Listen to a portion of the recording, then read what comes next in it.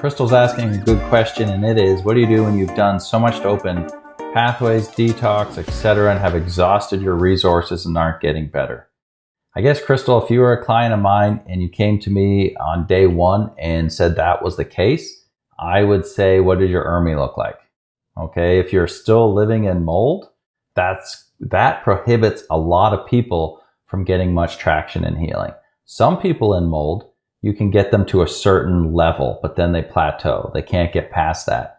But for a lot of people, and these are the people you find in Facebook groups because they've been sick a long time, they're trying to figure it out. People that get better quickly and easily, which does happen with clean air and a basic protocol, we don't hear from them, right? So we get a lot of chronic people in here, and these people tend to be the ones that if they still have even just one bad toxigenic mold, your ERMI could look okay, but if you just had like ketomium at 30 or something, and it doesn't even have to be that high, the potential for that ketoglobulin A to be bothering your system and keeping you inflamed and prevent you from healing is very high. So that's why I said I would ask you what's your ERMI show, and I'd say, how did you collect your ERMI? Did you watch my video that tells you to collect 100 plus touch points in the house, not just up to 10 like the lab says? The lab also says not to collect bathrooms or kitchens. Well, guess what? Those are the biggest wet rooms in the house and where most people's mold is. You do collect in those rooms, but you collect from there properly, and that's in my video too.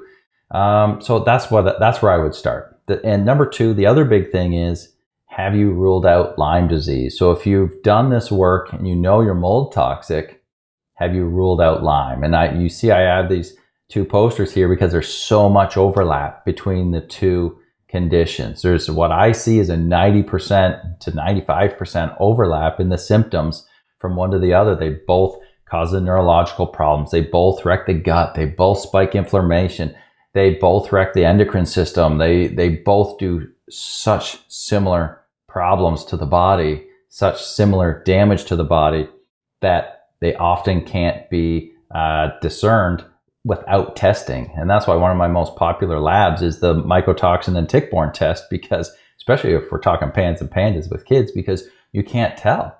Hopefully it's one, but when there's both of the evil duo there, you need to know. Otherwise, you're focusing on one and you're not getting better. So to me, the two biggest questions are, what's your ERMI say? Was it collected properly? And did you rule out Lyme or any other chronic infections like that? Hope it helps. Do you have questions about mold in your home or body? Book a consultation with Matt, aka the Mold Man, to guide your home and body to the next level of healing.